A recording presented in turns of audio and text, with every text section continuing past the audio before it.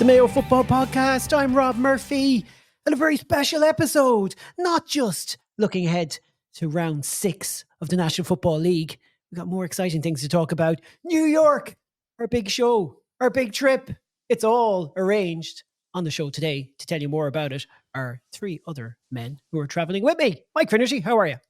Rob, what could be possibly more exciting than Mayo Derry on St. Patrick's Day at 3:45? But you're right, it's had its thunder stolen by the news that we've popped up on social media tonight. We dropped a hint or two a few weeks back on the pod. Yes. That, yes, indeed, the Mayo Football Podcast is going to New York. So if you're heading over or you're over there already and you've got no plans for the Friday night before the match, which is the 5th of April, in case you're scrambling for your diary, we're going to be in the Joyce Public House on 315 West 39th Street.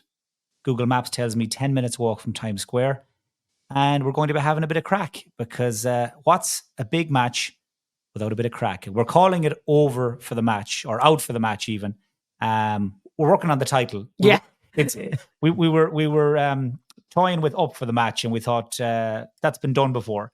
So we're going to go with out for the match. And over the next while, we'll chat a bit more about the night itself. But the important thing is, Rob, we're going. Yes, we're definitely going. We figured we would have to be going because, John, where Mayo go, we go. How are you, John? I'm good. Yeah. And I'll be hungry for action at that stage, of course, Rob, because I'm going to miss the Monaghan game. I hope Kevin McStay does something similar and doesn't play any of his first teamers that day, so we're all nice and fresh and rested for the Big Apple. I'll just play the role of wanting a league final. The last man on our show today is also going to New York. He's the big reveal, really, and not for our podcast because, let's be honest, he's one of the. How could we go to New York without Boyler? I mean, I had a bigger intro than that. Colm Boyle, how are you? Great, lads. Great. Yeah, I'm delighted. Mike revealed a few details there about New York, and you didn't ask me, Rob, because I didn't have a clue what was happening and where we were going. But I've just You're been on told. a need-to-know basis, Boyle. Yeah, You're on a need-to-know basis. Just be clear, Colm. Is this the way it's going to work? Are you just going to be coming up to me? Where are we going now, Rob? Where are we going? Yes, exactly. Yeah. Where's my bag? You're going to be my wife for the weekend, Rob. Oh God! Take a ticket, Rob. Take a ticket. Join the queue. Yeah, it's kind of ironic, isn't it? Though, you're the only man who knows about anything about the weekend in New York from the footballing point of view. How many times did you play in the Colm? Twice. Yeah, right. Twice actually. Actually played there. Actually, only played in Ruislip once. So actually played in New York on 2 occasions. But I actually expect it to be a similar trip because when you go on these trips, you're just told where to go, what time you need to be there, what time the bus is picking you up. So I'm expecting very similar things on this trip with the lads. Would you say, no pressure, Boyler, that Rob is the Liam Ludden of the podcast? There's only one Liam Ludden. Only one Liam Ludden, lads. I'm sorry. No, there's only one Liam Ludden. Here's a stat. Luds was brought into the Mayo setup in 2005 by the Mickey Moran setup. Kieran Gallagher was a selector that time as well, I remember. And obviously John Morrison came down as well, the late, great John Morrison. And I remember being told that guy over there who's picking up the footballs and organising the grids and helping out, that's Liam Ludden. You're going to see a lot more of him.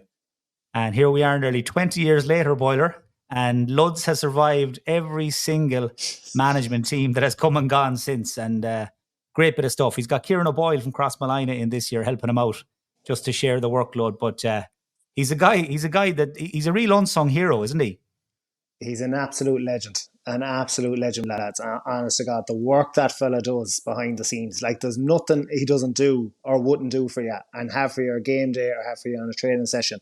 And he has this unique ability that no matter what gear you have on you and you take off to a training, or if you lose something, he will find it. And I think actually Evan Regan was going through a phase of hiding his gum shield around the pitch to see good Luds find it after training, and Luds would definitely find the gum shield. He's just unbelievable. But and such a sound man on top of it. But literally with Luds, it's a military operation. An apps for game day for Luds is military. And it's amazing, win, lose or draw after the game, his routine is the same. He comes in the dressing room and does his routine no matter what the result is, because that's just what he's focused, and that's what he's there to do. Like, you know, and it's brilliant to see him in action. But good to hear his help now. Yeah, he's pushing on like the rest of us lads. So yeah. I think we might need Lods, Rob, to come to New York with No, us. I've got this. I mean, whether the podcast goes well or not, I have a plan afterwards and I'm going to deliver on it. I won't let you down, lads. I won't let you down. Actually, speaking of kitmen, I was just doing some research on on USA 94, and I found out something I did not know about that game, that the Irish team landed in the tunnel against Italy in the exact same colours as Italy, because they were both in their away strips, and Charlie O'Leary got one hell of a telling off. Would not have happened if Lods was on That's duty. what I was thinking. No. Don't do O'Leary. That's what I reckon. Yeah. Anyways, yeah, looking forward. You were there twice. How did the games go? How did you find the football? The football, different. No one talks about that. Ask me an easier one, says Boyler. No one talks about the football. My abiding memory of New York, and it's probably one of my first memories. Well, first of all, when you walk in and you're kind of walking through the tent with all the supporters where they're out and they're having beers before the game. But I think you share the dressing room, or back then anyway, to the dressing room, you had to walk out to go to the bathroom with everyone else. So I remember coming in at half time. We got a bit of a rollicking off home because we weren't playing well. I think we were winning the game well, but we weren't actually playing well. And I walk out, go to the bathroom, and I just remember some fella in a straw hat, Mayo jersey on him, and me there at the cubicle ready to go, and him just pulling me as I was doing my business. So yeah, that's my abiding memory of New York. Did he know who he was messing with, Boyler? I don't know. Yeah, I don't know. He might have thought I was the mascot. Colin, I don't know. Yeah, that confirms something John Prenti told me the other week. He said about Gaelic Park. He said the one thing about it is there's only one Jacks in the place. Yeah, so, they obviously haven't upgraded it since. Oh, the joys. Something tells me we'll have as much comfort, if not more comfort, lads, in the Joyce on the Friday night, because just to fill in a little bit of the background, we've been working away for the last few weeks in the background with the Mayo Gaelic Football Club of New York, to give them their full title. Marcus Hannick, former teammate of Boyler, back in 2006. They won All-Ireland under-21 medals together. Marcus is from Killala. He's now the chairman of the Mayo Club out in New York, and we're going to hear from him on the pod, actually, over the next couple of weeks.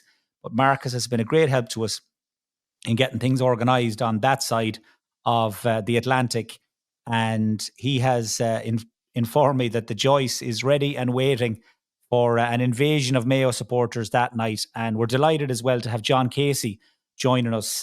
John, of course, who will forever be known now as the husband of the Mayo Person of the Year 2024. Rita was in Dublin last weekend to pick up her award. And speaking to John earlier, a good time was had by all. I think he should be just back in one piece in time to go to New York in about a month's time. But yeah, John is joining us on the night. Boyler, obviously, as you said, will be there. The three of us will be there, and we're lining up some other special guests as well, because we just want to give people who are going over and coming to New York for the match just a flavour of the weekend, have a bit of crack. It'll be very much, the emphasis will be on crack and war stories. We're hoping to get a flavour of life in New York as well, and what it's like for Mayo people over there. And just generally, like, one of the big motivations for us in putting this together was because we've all been there in London and New York over the years when we've gone over for the games, and there's nothing worse than on the Friday or the Saturday. Boyler, you'd be fairly new to this, obviously. You've only just retired. You were all locked up in the hotel or drinking coffee somewhere in some expensive barista. But there's nothing worse than Mayo supporters wandering the streets looking for somewhere to go on the Friday or the Saturday night and bemoaning the fact that nothing was organised and it's a pity there isn't something on and maybe we'll go in here. And of course, now in New York, the fact that Eugene Rooney's bars have closed means there isn't a natural sort of a home or a gathering point. So we thought a few months back, why don't we put something on in New York, organise it ourselves, and then let the Mayo people come in and enjoy themselves. And I suppose the kickback then for the Mayo Club in New York is that all the proceeds from the night will be going to them. They're doing a lot of great work over there to keep Gaelic football alive and to give football to Mayo people who go over. They're putting a big emphasis now on recruiting Mayo lads and ladies who go over. So the fact that we can help them out as well is a bonus. It's a mad thing that we have this opportunity, John, to do this. I mean, like Connacht is the only province that has these trips, and some have said before it's bloody appropriate, really, because the west of Ireland is where most people emigrated from. But it's an incredible opportunity just to bring people together on a huge trip. You didn't experience it the last time. You experienced London with us when we did that famous pod way back in 2017 before the All-Ireland final. But yeah, we're kind of fortunate to have it. Maybe won't be lasting forever, so it's there to be enjoyed. Yeah, and I think it is there to be enjoyed. I think that's the thing. It's the event itself. I mean, I would have mixed feelings about it in the wider sense, you know, in terms of where does it fit in given the new structures and given the pressures of the championship. But I guess these matches were both the London and the New York games were introduced into the championship for a very specific reason, you know, which was to give the people living in both areas their day in the sun, if you like. And I think we are lucky that we do have days out like this, and they're kind of unique experiences. So I've never been on any of them before, even when I lived in London, because I remember I had exams coming up. I think I might have an exam the day after the match in Ruislip, and I just couldn't spare the day. So even when I was an immigrant myself, I didn't go to it then. So I'm really looking forward to this, because it will be a whole new experience for me. What do you think, Mike, on that? And we bring Boyler in as well, obviously, but like just the football element. I mean, if something goes wrong, Mayo lost a game to London this year already. It's not beyond the bounds of possibility. They Mayo lose to New York. It seems highly, highly, highly unlikely. But like, you know, these are sporting events. Things can happen. I'm sure this time last year, Rob, it probably seemed highly unlikely to the lads on the Leitrim Football Podcast. And before they knew it, they were being beaten by New York. And it's all fun and games until somebody goes over and gets caught. And I've been there. This is my 5th time going over for the Mayo game, and obviously I've listened and watched to the other matches as well. And we've always said it, Boyler, like one of those years somebody was going to get caught. I mean, Galway got a scare. Kevin McStay, I think, still isn't right after how close Roscommon were to getting ambushed. I remember reading about it in his book, and Kevin thought Roscommon were gone. He thought they were in dire straits, and I think he said in the book, didn't he? Was it 2016, 2017? Yeah, 17, something like that. Yeah. 17. He says in the book, his main thought was like, how am I going to face them? You know, when I go home, how am I going to spin this, basically? And then, of course, I'm sure, Boyler, your heart went out to Andy last year. I mean, look, New York won the game fair and square, but a bit like that near escape in London in 2011, like there, but for the grace of God, went Galway, Roscommon. Mayo, in fairness, have always got on top and sort of wore them down and I suppose blitzed them really eventually. But like Leitrim were ended up being the punchline, I suppose, and the guys that were forevermore going to be known as the team that New York turned over. Yeah, and look, Mike, you said it there. Probably it was always going to happen at some stage, and I suppose who was going to get caught? It was more than likely going to be a Leitrim or Sligo, probably. And it was very nearly Sligo the year before. I think did that game go to extra time? If not, it was very close to doing so. So that game, so it was always going to happen. And you're funny, you mentioned that game against Leitrim last year. I remember I was actually in Glasgow. I was over at Celtic and Rangers, but the game was on the Saturday night or the Sunday night. And I was just picking up my phone. I just remembered the game was on, and I see Leitrim a couple of points down with a few minutes to go. I know it goes to extra time and penalties, but my heart sank for Andy when I looked at the phone and I saw there were a couple of points down. Honestly, it really did. And then obviously speaking to him, the aftermath, like what he went through after that, you know what I mean? It was really, really tough, but obviously he's recovered from that. And I think that experience, similar probably to James Horn. I know James Horn gets the result in 2011 against London, but I think that result as a manager will probably only improve Andy, I would say. But New York, I would say, like I'm only guessing this, I would imagine that they really targeted them 2 years, that 2 year period where they'd Sligo and Leitrim back to back and say, right, this is our chance now. We have to take out one of these two. And like I said, they very nearly did it Sligo the year before. And then they've Leitrim come on the following year. So they put everything into that. And look, it goes down to a penalty kick at the end of the day. Will we have any issues like that? No, we won't. I don't expect any major trouble during the game. Even though, Robbie, you said it there, the London game in January, me and Mike might be a bit of a bad omen because we were there that day in the commentary box. So I hope history won't repeat itself again, Mike. Lads. That's all we need. Lads. Is there, Colm, if you're in coaching a bit, is there Is there a way to approach a game where you're absolutely nailed on to win?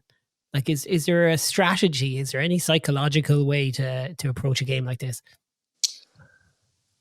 Look, I think experience has a lot to do with it, Rob. Like, there's a lot of experienced characters in that dressing room when you go through with Killeen and Naden and Paddy Durkin, of course, and Diarmuid and all these boys who have been there and seen it all at this stage. So nothing's going to faze them guys. Obviously, the younger guys that mightn't have seen anything like this before in Ruislip and New York, they'll have a chat about how different it is and just the carnival atmosphere that's around the place. You know what I mean? And even getting used to the fact that you could look around the stand and even half the people around the place mightn't even be watching the game. They're sitting around and they're ordering drinks or they're listening to music or they're doing something else. You know, it's getting used to all that. But sometimes, Rob, you can over talk it too, and you can try and convince yourself that yes, this will be a tough game and we need to be our absolute maximum here, and if we don't, we can lose the game.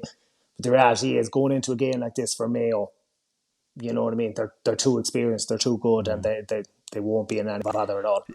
Just on the experience, Boyler, on the pitch, what's it like? Because I've only ever seen the footage of it. It looks like it's marked out for American football, and it's I wouldn't insult it by calling it a 4G pitch. It must be 1G or 2G by the looks of it. And then you have the elevated train over the far side of it. It seems to be just weird. Yeah. So what's all that like to play in? Like, can you zone out a lot of it, or do you just have to adapt to it? I'd say it's probably the closest thing maybe to Roy Keane's car park in Saipan that you could play on, I'd say.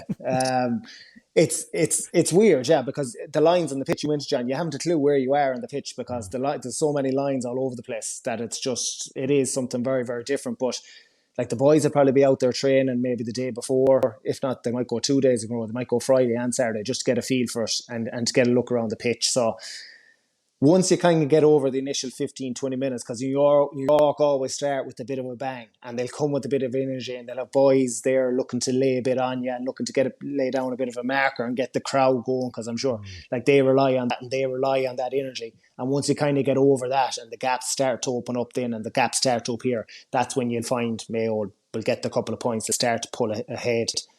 Like I said, the gaps will appear, they'll stretch ahead, and you know, after that it's just a normal game. But I think was it 19 lads the last time we were there. It was a horrific day. Like, the weather, it was so dead. It was so dead on the pitch because everyone was deflated on the sidelines because they were getting absolutely saturated. I was only talking to my mum about it yesterday, and like she said, it was miserable out there. Like, they were saturated.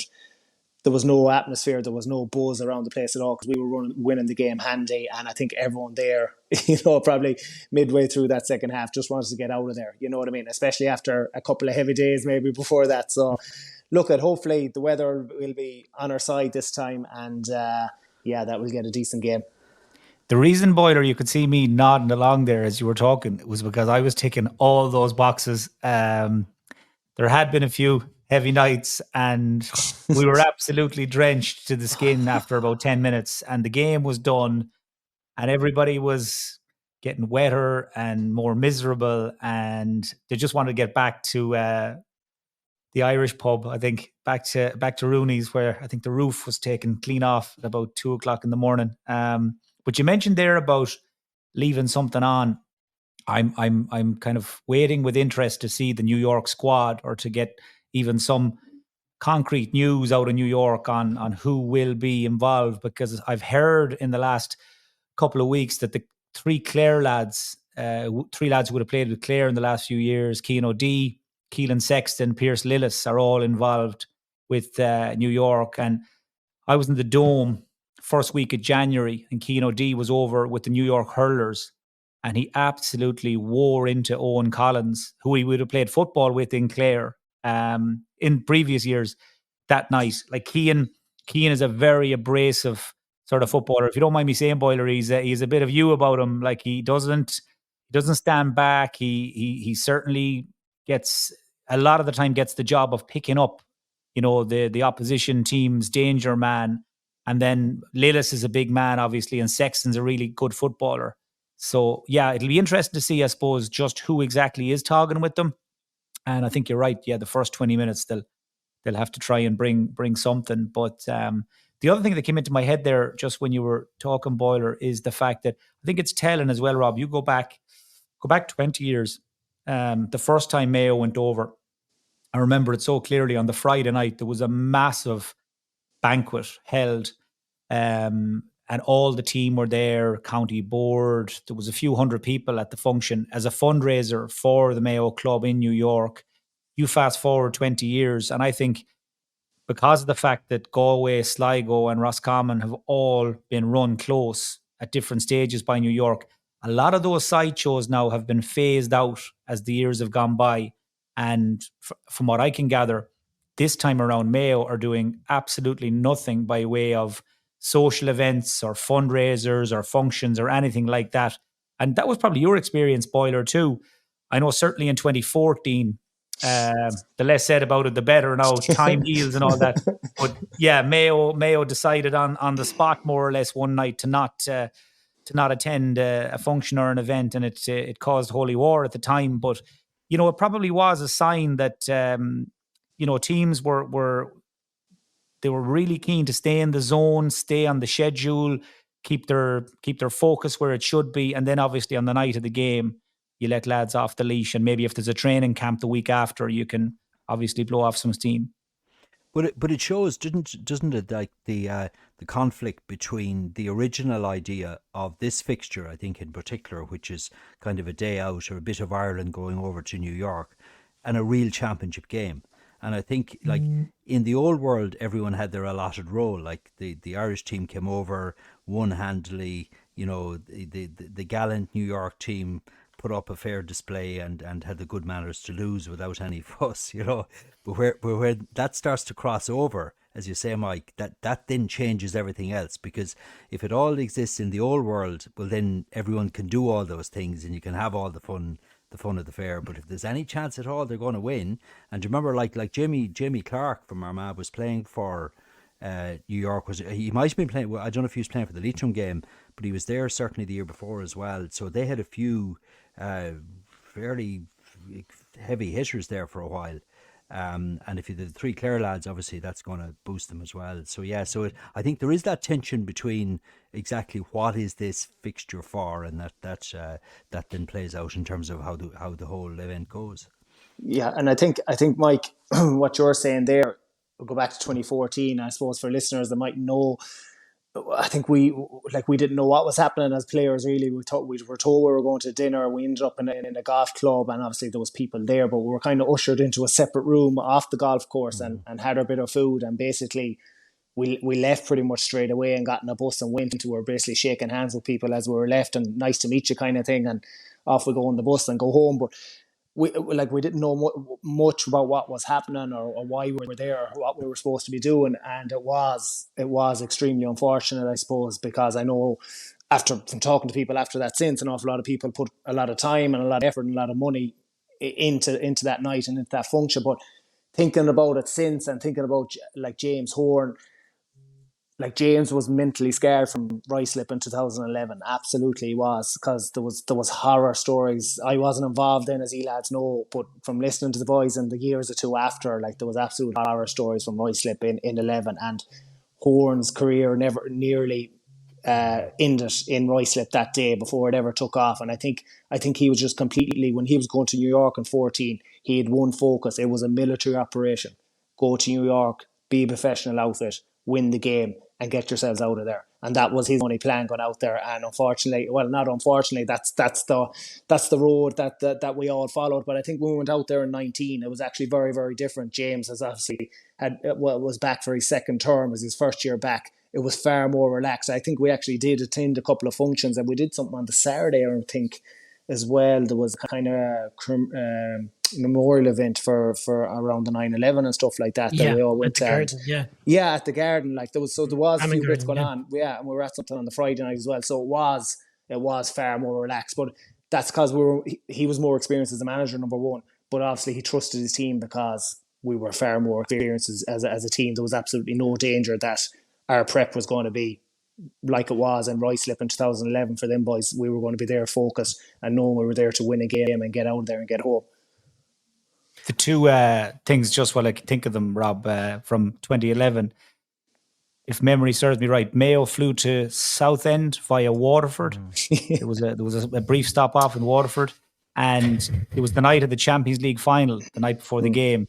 And by the time the bus got to the hotel, the lads settled down to watch, I think, the second half possibly, and had a feed of spuds as well, I think, because that's the only time they could eat because they were running so late. And then obviously the following day nearly got ambushed by London. So if James was a bit uptight going to New York in 2014, it's easy to see why.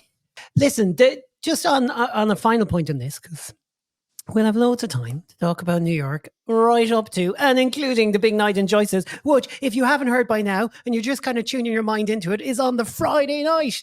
It's kicking off at 8 o'clock, which gives Boyler enough time to get off his plane. Is it though, Rob? Really? Is it enough time? I wonder is it 8 for 9? By the sound of things, I'm going to have to go out to the airport and collect him. Oh, sorry, you meant is it 8 for 9? Yeah, I get your point now. It all depends on the limo driver, lads. It all depends on him. Oh, God. We're paying him cash, Boiler, so we better be there on time. Oh, God.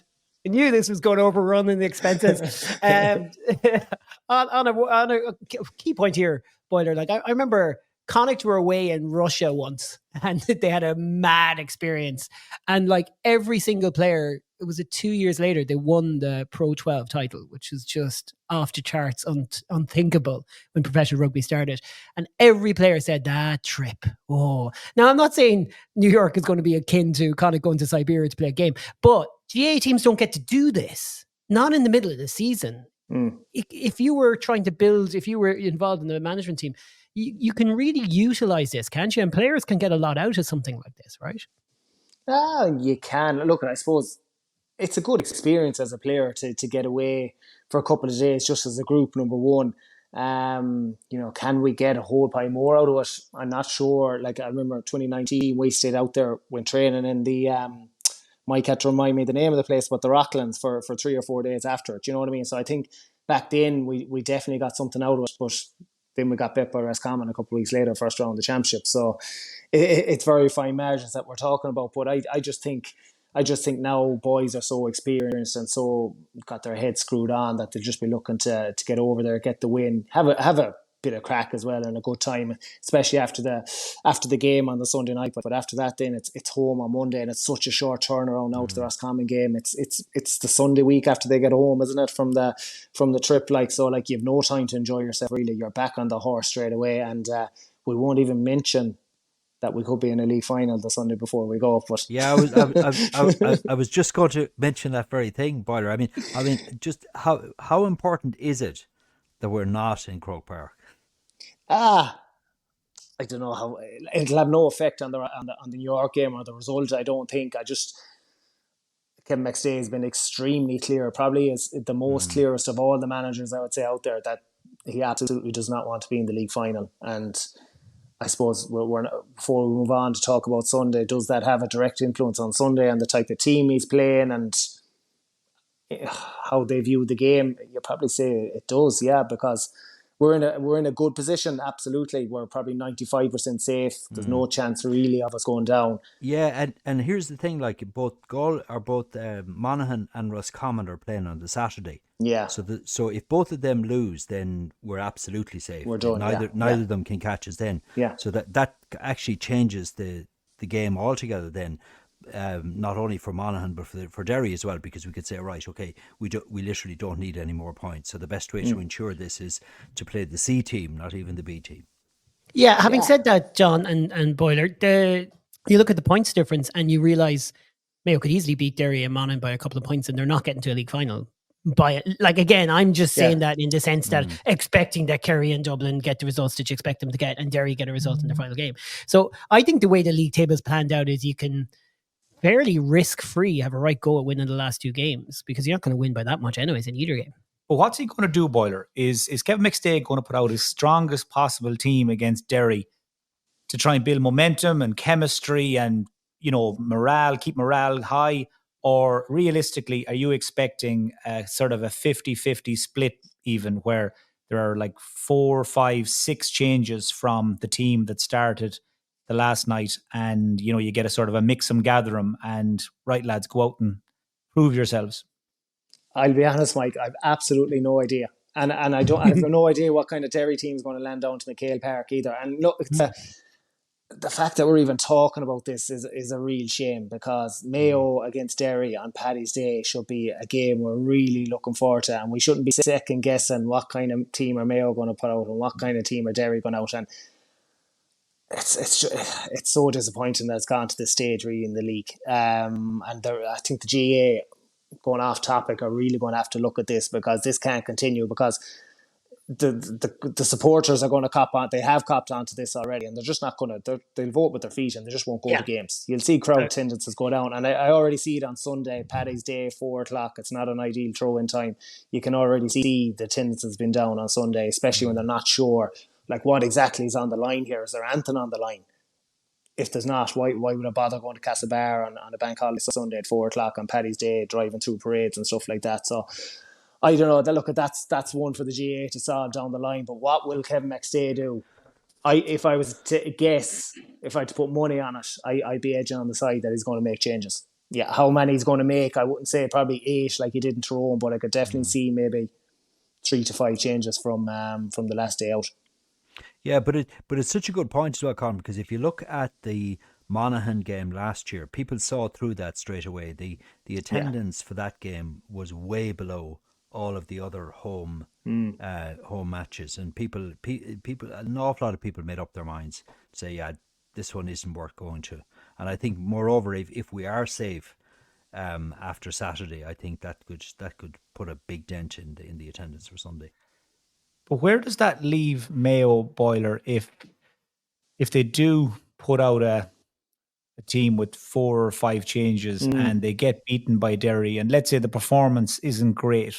Where does that leave the players then heading into the Monaghan game, which again may or may not be a dead rubber? They're probably safe already. There's the prospect the following week of going to New York. I mean, you then have the prospect of 3 games in a row that Mayo kind of sleepwalk through. And then a fortnight later, they have to get up to peak championship level to play the Rossies.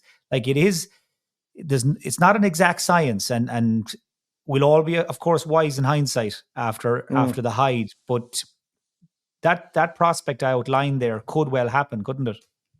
It absolutely could, yeah. And look, let's go back 12 months ago, and obviously playing Galway in a league final and then playing the Rossies a week later, like that didn't work for us either. Like, so where's the happy medium and all this? Like ideally we go out and beat Derry and we beat Monaghan, and we probably don't end up in the league final. So at least we've some kind of momentum going into the New York game, you know, that and obviously into the Roscommon game more importantly. That's the kind of ideal scenario. But that's not going to be easy, especially if you're making changes, and especially like realistically, no matter what Derry team lands down, they're still going to be very, very tough to beat. If Mayo, the reason I'd like to see Mayo win on Sunday more than anything is just the fact that we're home, and we seem to have kind of, I know we lost to Roscommon there in the championship. I'm not even counting the Monaghan game because there was 13 or 14 changes last year, but our home record has improved. And obviously we've beaten Dublin there, beaten Roscommon there. And I'd just like to see that continue. Derry on home soil on Sunday. I'd just like to see us win this game for no other reason really than that. But does it put us up or down hugely? I don't think so, really. I was just going to say, Boyler, then your last comment there probably rules out this question, but would you like to see, ideally then, Kevin put out his strongest team to try and build the chemistry, build the combinations, get guys in sync with each other and beat the best team that Derry bring down or whatever they bring down? And as you said, whether they get into a league final or not, just keep the momentum going, because I suppose one of the suspicions I have is that right now, I don't think this management team can afford the luxury of playing ducks and drakes with the Derry or perhaps even a Monaghan, because they don't have the maybe the credits in the bank, or they don't have enough of momentum built up this season that they can maybe afford to try and switch it off and switch it back on again. It's just maybe another theory. Yeah, but I suppose if you look at it this way, Mike, we're not going to have a strong seed out because Paddy Durkin's not going to play realistically. Dave McBride's not going to play. Jeremy O'Connor's not going to play. So straight away, we're down 3. I thought it was interesting. I agree with you, Boyler. I don't think they will, but I thought it was interesting that Kevin knocked at least 2 of those 3 injuries on the head fairly quickly after the Roscommon game, and more or less told us afterwards, I'd expect to have, I think he said Paddy and Jeremy possibly If not the Derry game, the Monaghan game. Whereas what we're hearing is that it's a longer term thing. But look, that may have just been. Yeah, I think he has a bit of form for that, though. I think he might say they'll be in the squad for this game, and then all of a sudden, a couple of squads later, they're still kind of feeding their way back in. He's learning, Boyler. He's learning. Yeah. I look at it. If you're Kevin McStay and there's any doubt about a Paddy Durcan or David McBride, you're not going to be putting Diarmuid. I think he references touch or go for the New York game, so we're definitely not going to see Diarmuid. But the two boys, McBride and Paddy, if they're only at 70-80% and only getting back into a block of training, then boys aren't going to be playing against Derry and probably Monaghan, I would say, because they're taking absolutely no risks on them fellas. Not this time of year, not when there's so much serious stuff to come up. Probably from the Roscommon game onwards in the championship. Like, there's too much football to be played later on in the year to be risking fellas now when our safety is probably 95% guaranteed. So then you look at, like, what else other changes you could make. You could go down the lines of, obviously, Matty Uran needs football. I'm kind of beating the drum here that Killeen needs football. You know, great to see the fellas like in the Hessian back getting football. You can see how much he's developed on the last couple of weeks. The more he plays, the better he gets. Stevie Cohen has improved in the games. Michael Plunkett looks like he leads loads of football, you know, with the championship in mind. So I think if there are changes, like I said, I'd like to see between the 3 and 4 mark max, because I think if you go any further than that, it just leads to a really, you know, unstructured performance, I would say. John's blog poll before the game is going to be historic, because he won't be asking who's going to win. He'll be asking, who do you want to win? I think that should be to change the question there, John. Are you telling John, or are you just telling us, Rob? I'm just presuming. It's like he's suggesting. It's up already, and it's kind of Kerry-like because remember that was famously nobody thought we'd win that one, and 50% think we're going to lose this one. Only 36% thinks we're going to win. Now that is extremely pessimistic when you. It is a wet normalize that. Mayo, John. It's been raining here for 2 days, so people are depressed. Good weather and bad. It's always glass half full in these polls, you know. So. This is like I don't know. I still think this is madness. And maybe in the last, I want Mayo to win these games, get to a league final. Honestly, I mean, just go and win it, especially with New York coming up next. I put a performance down that gives you a bit of belief if you meet Derry later in the year. Blow them on in a way, because they've done it to us a few times. So just finish them off. Get to a league final. Dublin Air going, oh God, it's Mayo. What the hell is it? Well, just get stuck into them. See how we go. You learn more. Look, you're playing. Sorry, that's just me. Crazy talk. No, but you're playing national schools football, lads, and you're told winning is a habit. Yeah. And you know, Boyler, these guys are elite Gaelic footballers, but the reality is, a run of wins, whether you're going to New York or going to the Hyde, you're bouncing, aren't you? And this crack of, you know, got beaten in Tyrone, then bounced back to beat Roscommon. Maybe you do or don't beat Derry, and then you have a dead rubber against Monaghan. Sure, there's no kind of momentum there at all, or no consistency. And I go right back to that first press conference, Rob, the one we were at the beginning of the year. It came up again and again and again. From Paddy Durcan, Darren McHale, Damien Mulligan, Kevin McStay. What's the one thing we're after? Consistency within games and across the season. And we haven't seen it yet. No, and look I suppose from a player's point of view, if I was thinking about winning the league title back to back, like that'd be a nice notch to have in your belt. And John might be able to tell me the last time a Mayo team has won a National League back to back. You know what I mean? I presume it's happened. If it's happened, I don't know. But 38, I'm guessing. There you go. Like, you know what I mean? So that, like, just from a player's point of view, that's, you know, that's almost an incentive in itself. But I just don't know, are the team in that mind frame, is that something that they're really talking about, or a goal that they're really looking towards? If you can go by Kevin's comments, and I'm saying because sometimes a manager can say things to the press that's very, very different to what he's saying inside the four walls of a dressing room. Really, Boyler? What? No one told me. What? Name names, Boyler. But no, we won't go there. But if that is the case, and Kevin is banging the same drum that he's banging to us, then Mayo won't be in a league final by any stretch of the imagination, because even if they do beat Derry, I could see them maybe going to Clonus, pretty much a replica of what we did in Castlebar last year, and maybe making 12, 13, 14 changes again. Like, so I don't see it happening either way. I don't see us being in that league final, but I would like to see us specifically talk about this game on Sunday. I would like to see us winning that game. If I'd gone to Cheltenham, I could have asked Lisa O'Neill, the Mayo mental skills coach, but alas. But Boyler, I just have to correct myself. It was 1939, not 1938. Anyway, John, and that's disappointing, John. I mean, come on. John, forget about the New York event, folks. We just don't know what we're talking about. That's the fact. That clip, Rob, is going to be taken out now, and it'll be people's ringtone. and we all know who they're going to be, Rob. Actually, we won that final in 1939 against Meath, 5-9 to 6 points in Ballina on the 14th. That's like something you'd read on the Mayo GA blog, John. There you go. And Paddy McClare scored 2-1, and the same Paddy McClare, Danny Carey was reminding me, he sent me a press cutting from 1935 where the Bowl Paddy had declared that he'd never play for Mayo again because some reporter had called him out for having a rubbish match, and it wasn't him at all. He should have been wearing, let's say, the number 8, and somebody else was wearing it and didn't perform and blamed it on him. And, typical media. He demanded a retraction. He didn't get it, and he said, "That's it. I'm never going to play for Mayo again." And lo and behold, he was there for 1936. So, Boyler, is that what happened for your missing seasons there at the start of your career? So yeah, I thought John was going to say it's because his expenses were late, so I said he wasn't going to play anymore. I think that was the Dan O'Neill story, wasn't it? He ended up with that. Right. We're get to Sunday a little bit. We'll have a full Here Comes the Weekend. When we mic, you have something. We will. Yeah, I'm cooking it up. Yeah. Among the things that I'm going to try and tease out, might even bounce it off Boyler here. I'm just thinking about guys who haven't got a run yet, Boyler, and we're getting down to do or die time now. They may at this stage not even be in a position to get a run. We don't know. It's been locked down like the old Eastern Bloc. But if you're Owen O'Donoghue, Pádraig O'Hora or Frank Irwin, just pick those 3 lads out. If you don't get a jersey on Sunday, are we to fear the worst for those 3? It's just that we haven't seen them. We're 6 rounds in. We're weeks away from the start of the championship.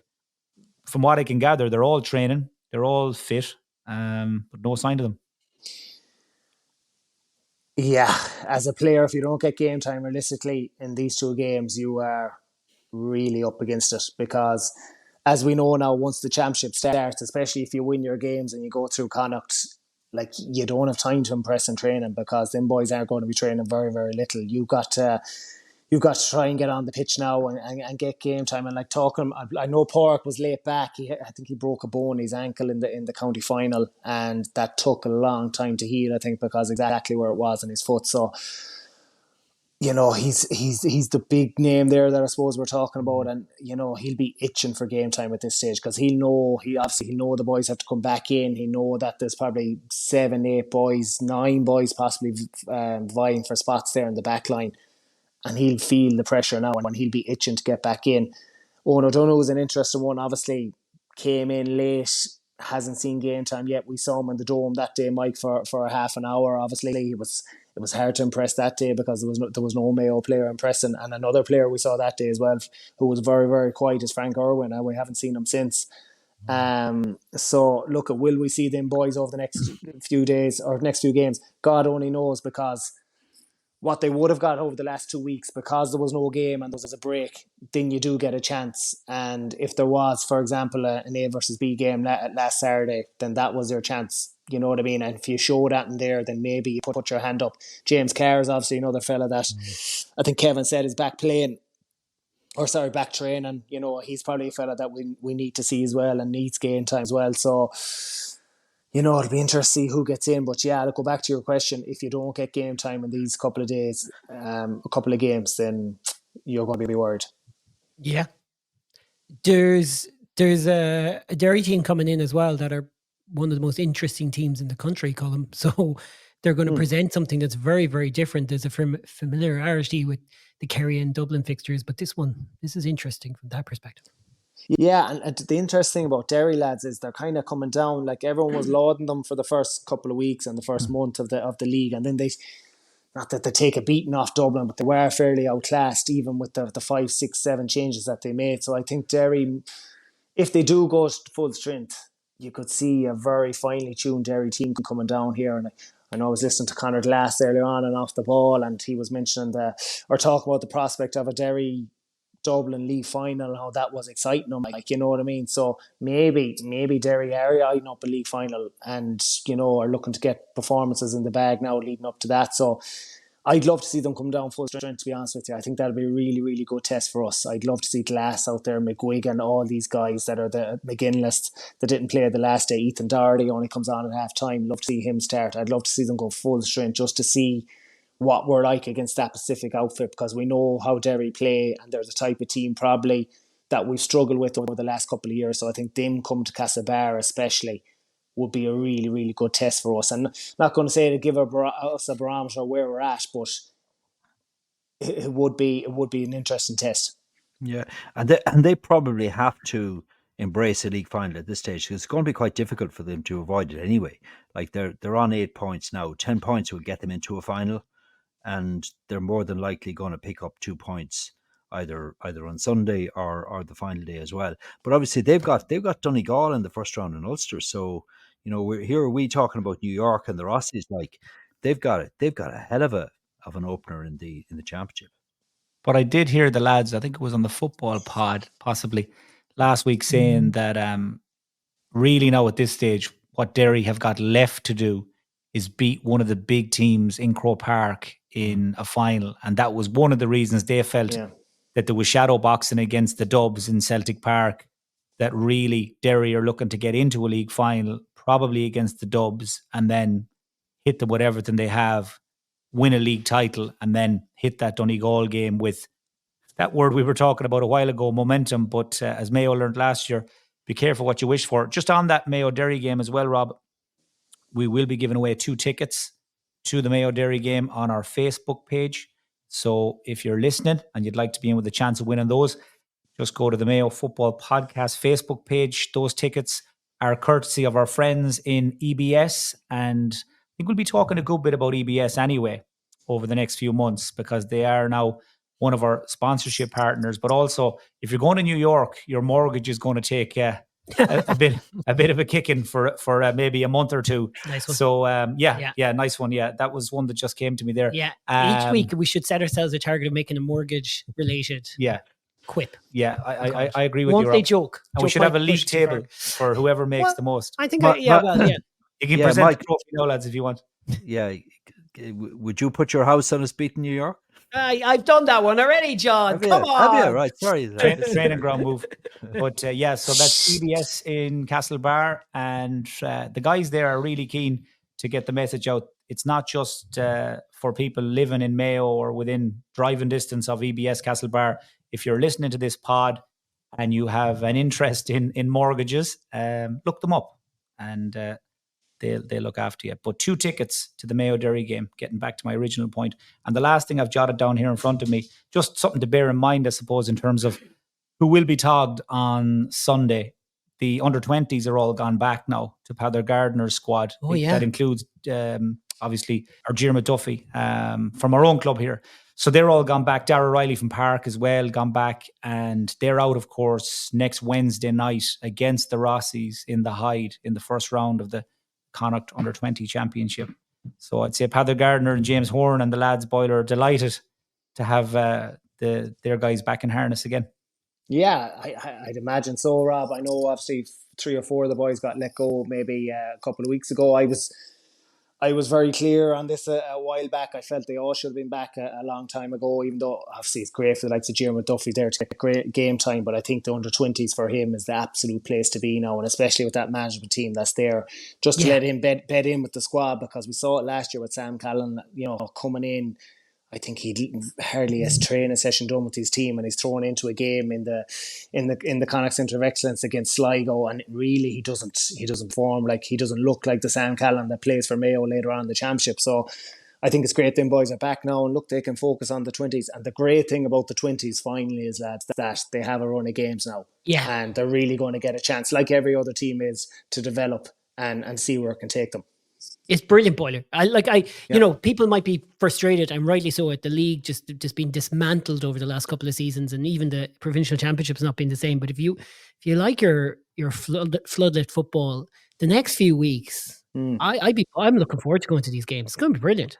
Yeah, and I saw the benefit of this format with the under-17s last year. Like, it is brilliant because you're pretty much week on week. You might get a week off in between certain games, depending on the way the fixtures are faced. But you know, you've 4 games. Okay, granted, you might say that it's kind of tilted towards the stronger teams because, you know, you get so many chances. I think if it's the same as under 17s, the top 1 goes into the kind of final and 2 or 3 playoffs. So it is. I was going to say it is difficult for the likes of a Leitrim and a Sligo, but of course Leitrim or Sligo are going for 3 in a row at this level. So it's difficult for us and Galway perhaps at this stage. Exactly. Yeah. So it's going to be really, really interesting. You know, really be interesting.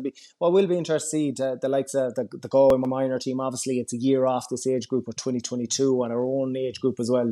That got to the final in the minor final, under 17 final. It'd be interesting to see how many of them fellas 2 years on, what kind of shape are they in, who's progressed, who possibly has regressed as well at that 2 years on. So these are all interesting things, and just players we can keep an eye on and see who's going well and look out for the club later on the year. Right. That's almost it, folks. Out for the match on the night of Friday, the 5th of April, 8 o'clock. We'll say doors. 8 o'clock. I think that's the way you say it. The doors 7, Rob, to be technical about it. Friday at 8. Yeah, if they only come in at 8, it'll be 11 o'clock before we start. Just give them Boyler time to get in from the airport. That's like turning up at Mayo Park at throwing time, you know. But if we're on stage talking when you get in, just come up around the back. We'll have a chair for you, right?